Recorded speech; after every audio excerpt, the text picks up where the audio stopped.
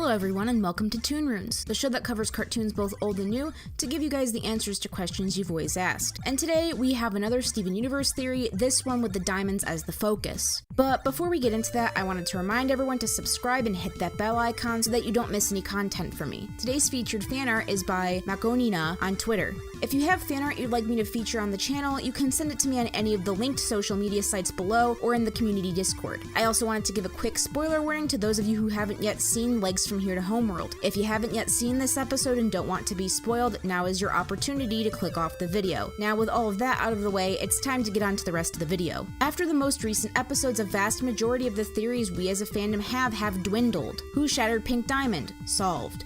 Who was Pink Diamond? Solved. Why was she shattered? Solved. Why was Pearl incapable of talking about Pink Diamond? Solved. And the list goes on and on. However, with all these theories solved, we have gotten more questions that have formed given our new information. And with the recent reveal of White Diamond, I think it's safe to say that the diamonds are by far the biggest current mystery. Or rather, I guess the gem species as a whole is. And I've made a video on the subject about what I think the gems are, but this video is more specifically talking about the diamond's abilities. And even going into more specifics, this video is focusing on White Diamond and Pink Diamond the most. Now, the most obvious thing about the diamonds is that they're the ones in charge of the gem species.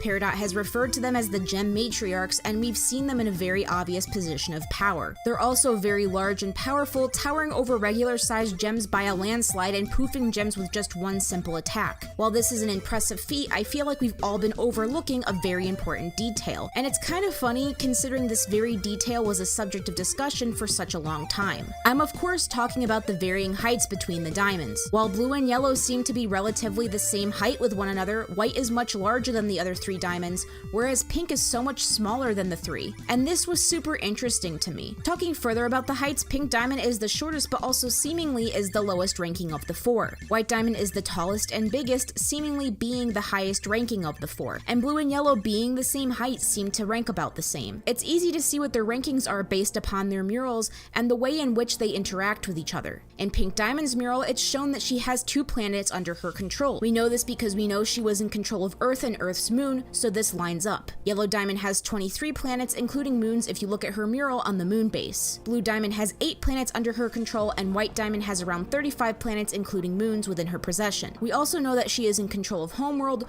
which is arguably their most important planet. And there's more significance to these planets than just a way to show their diamond authority rank, and it's why I've taken so long to talk about it. Their size being associated with the number of planets owned is something that is extremely important, and it's why in the start of the video I mentioned that we've all pushed Pink Diamond's size to the back burner and forgot about it. Remember how when we first got to see Homeworld from space, how it was all broken and deteriorated? Remember how back in It Could Have Been Great we saw that the final plan for Earth was a fate similar to Homeworld's? It seems also obvious once you take the time to look back on it, but it's something that's easily overlooked. Think about how the gems as a species are created and come into existence. They're put into the ground that's rich with minerals that they can take up and then use as their own energy. This is how they come into existence, and this is how they are made. Without taking energy and life force from the planet, they wouldn't be able to exist. And this is why I propose to you, Homeworld being broken is not an accident. I wouldn't even say it's broken so much as it is a completed colony exhausted of its resources. I know a lot of people have been saying that White Diamond hasn't moved because she's powering Homeworld, but I think it's something much more sinister. I haven't really seen anyone considering the possibility that instead of powering Homeworld, White Diamond is using the planet's energy to sustain herself. And there's actually a surprising amount of evidence that can back this theory up. As I mentioned before, the planet being broken up I think is pretty interesting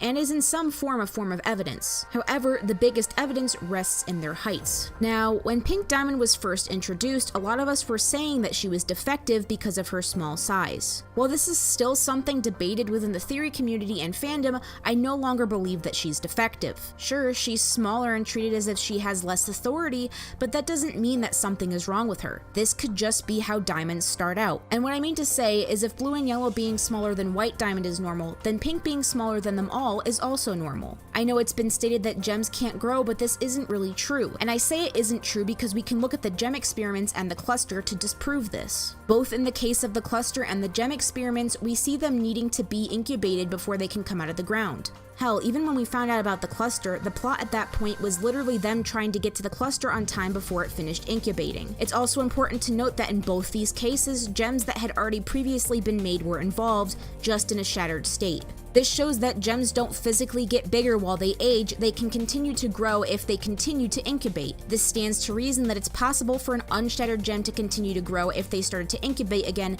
and more importantly, it could be possible for a diamond to grow and gain more power from incubating or from sucking the life out of planets under the regime. In this case, it would make sense why blue and yellow are bigger than pink and why white is bigger than all of them. They all have more planets than pink, so of course they would be bigger. The more planets, the more energy they can take. So instead of Pink Diamond being defective or unusually small, she was just still growing. Perhaps the absence of Russia on the Earth in Steven Universe further proves that the diamonds, much like their gem soldiers, take life force from the planet that they're on to grow. Think about it. If such small gems create such huge holes in the Earth from the energy they take, how much land would a diamond take up? I also thought of an interesting parallel to real life while writing this theory, and that comparison is to bees, believe it or not. Now, when a queen bee decides to make another queen, she takes one or more regular worker bee larvae, puts them in a queen cell, and feeds them royal jelly. The queen bee larva is only different in that its diet is different. If it didn't eat royal jelly, it wouldn't be able to be a queen, it'd just be a regular worker. This is why worker bees have stingers, because their stingers are actually what their sex organs would be if they were queens, specifically the organ used to lay eggs. This is why male honeybees, otherwise known as drones, lack stingers. Worker bees have stingers because their reproductive organs didn't fully develop because they were not on a diet that was rich enough while they were larvae. The more you know, right? Anyways, what I'm saying here is that the diamonds are more powerful and bigger than the gems because of their difference in incubation material and amount. It stands to reason that the more a gem is incubated and the more frequent, the more powerful it would be. Because of this, I don't really think there's all that many differences between the diamonds and the gems. Theoretically, you could possibly make any regular gem into a diamond if you just gave them the correct growing conditions. The only thing setting these two subspecies apart is their growing conditions and treatment. This is why I do think it's possible that White Diamond is simply incubating herself and taking energy from Homeworld rather than she is giving it to the planet. What exactly would be her incentive to giving energy to planet in the first place anyways? The gems always seem to show little to no concern about the well-being of the planets they invade, so why would it be any different for White Diamond? This would also explain why she can't move and why she's stationary. If she were taking the planet's energy, I doubt she'd be able to move around. And if we wanted to stay consistent with how we know the gems as a species works, this would make the most sense. I'm not saying it's impossible for White Diamond to power the planet, as we've also seen gems power things in the past, but what would be her incentive to powering it? It just doesn't line up with the current gem ideologies that we're aware of. This being said, Pink Diamond being as small as she is in comparison to the other diamonds makes a lot of sense. Pink Diamond only has the Earth and the Moon under her control, and Earth is an incomplete colony. As we saw from Jungle Moon, Yellow Diamond has a complete colony. If this theory is correct, it means she's the size that she is because she used that planet and the others to reach the size that she's at currently. This would also line up with the number of planets shown on their murals. This means while gems and the diamonds cannot age, they can grow under certain circumstances. How many planets they have and therefore their actual power determine their ranking in the Diamond Authority, which is why Pink Diamond is treated as a child and is dismissed. This is also why she's so small in comparison. Nothing is wrong with her and she isn't defective, she's just new. Or newer, since we know canonically she's at the very least 1,000 years old when she still identifies as Pink Diamond. That's why Homeworld being broken was of White Diamond's doing and it wasn't some form of an accident. This is just what a completed colony is. It's a planet drained of all of its resources. But of course, this is all just a theory that could be proven or disproven within the coming episodes.